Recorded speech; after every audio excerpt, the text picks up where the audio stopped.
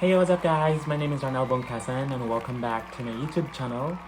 If you're someone who have already plans of coming to Canada or just curious about how to become an international student here in Canada and use this pathway to become a permanent resident here in Canada, please stay tuned to this video because I will be talking the most frequently asked question of becoming an international student, which is how much? Magkano nga ba ang iipunin ko? Mahal ba? Okay, so let's dig into the video.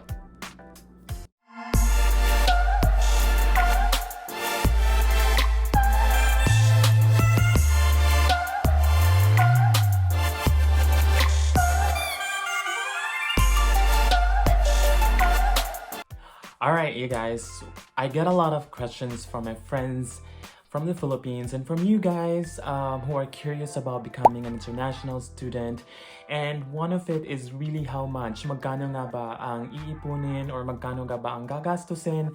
Mahal ba ang pagiging international student dito sa Canada?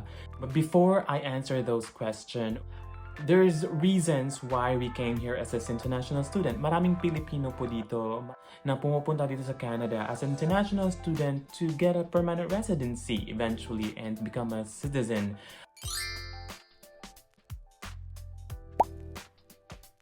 Number 1, world-class universities and colleges. At dahil world-class ang universities and colleges dito sa Canada, once you finish your degree, your diploma or certificate here in Canada, that education is being recognized as being equivalent to those obtained from the US or other Commonwealth countries. And number 2, lower tuition cost. If you are someone who are very privileged, or if you have an option to really study either in the US or in the UK or in Canada, Canada is very competitive in terms of its lower tuition cost. Number 3, work while study. So if you become an international student here in Canada, you are allowed to work 20 hours per week or a full-time job during a scheduled school break. Example, like a winter break or a spring break or a summer break. So those are the chances that you are allowed to work full-time, and through that you can save money for your expenses. And based on my experience, those 20 hours per week helped me a lot in terms, it really helped me a lot in terms of my living expenses here in Canada, like bus pass, my accommodation for my room rental. So it's really a big help if you are able to work 20 hours per week as a student. And during school break, scheduled school break, I am able to work full-time, and that also really helped me save money for my tuition for the upcoming semester.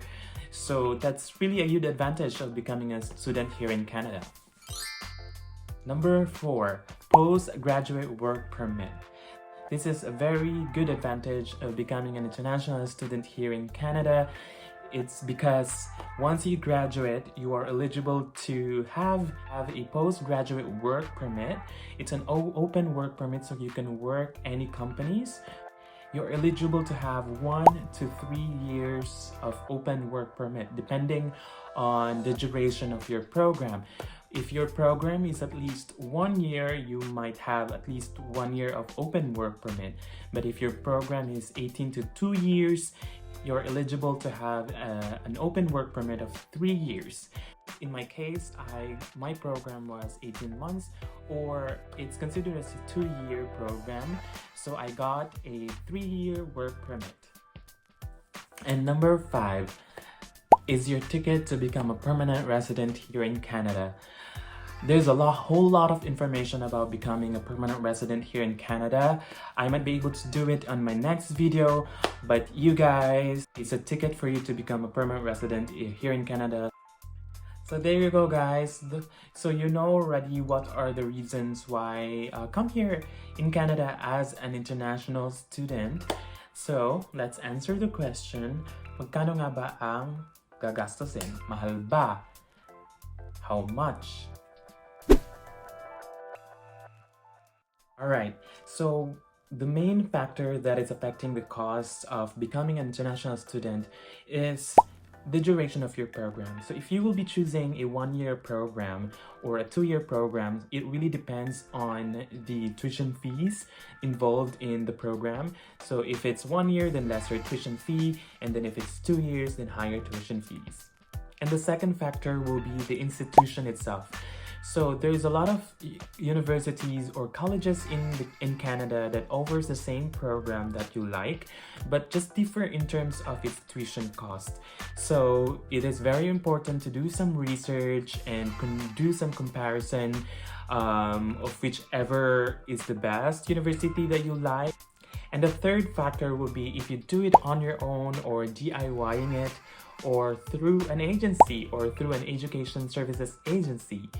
So definitely if you're choosing an education service agency, you have to pay additional for the consultancy and the professional fee services, and it will add up to your cost. And the last factor will be if you're applying it as an individual application or an application with dependents. So if you're applying with your spouse or with your kids, additional persons have additional cost of living required for the student permit application. So that will add up to your cost again to the application. Alright, so in my last video, I somehow discussed the two types of visa applications, which are the regular stream and the student direct stream. Both are different in terms of the duration of the process and as well as ways for you to show your proof of funds.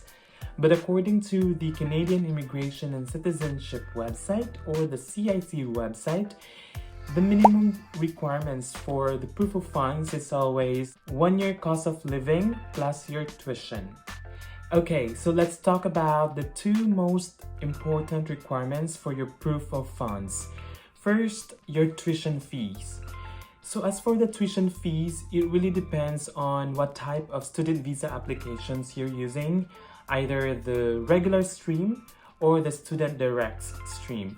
As for the regular stream, you have an option to pay at least 1 semester of your program. So sometimes it would range from 5,500 Canadian dollars to 700 Canadian dollars depending on your program.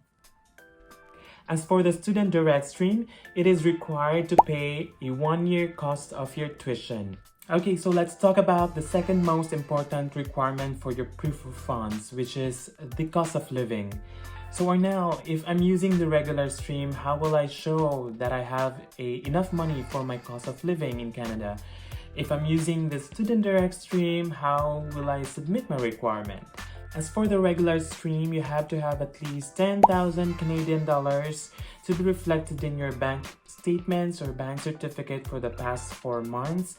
While for the student direct stream, it's required to bank in a minimum of 10,000 Canadian dollars to a Canadian financial institution in order for you to get a guaranteed investment certificate.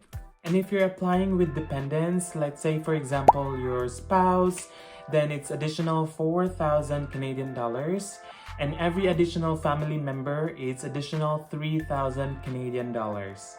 So you got your tuition fees and your cost of living on top of your list, then you had to add more items as part of your requirements. And since you're applying for a student visa here in Canada, it is required to submit an English proficiency exam, and the most common is IELTS. So IELTS in the Philippines would cost you around 12,000 pesos. It's converted to 325 Canadian dollars. And next on your list will be biometrics. So biometrics is when they will take your photo and your fingerprints, and that is 85 Canadian dollars. For the student visa application itself, it's 150 Canadian dollars. And also you have to put medical examination in your list, and so that's 325 Canadian dollars. And last but not the least, on your main list will be your airfare. Of course, you can't fly to Canada without your flight ticket. So you have to secure your flight ticket, and normally it would cost you around 1,000 Canadian dollars to 1,200. So around that range. But you guys, there's still more to these items depending on your situation. Because in my case, I have to pay for the agency, I have to pay for the review center for my English exam, my cost of living in Cebu when I did my review for around 1 month. So those stuff I have to take into consideration on my entire expense. So yeah, these items are just a rough idea of how much will it cost or how much are you going to save for applying for a student visa here in Canada. There you go guys, thank you so much for watching this video. If you have any questions or suggestions or comments, please don't forget to comment down below and like and share this video. And please, if you're new to this channel, please subscribe to my YouTube channel. And always remember, everything happens for a reason. Have a great day. Bye!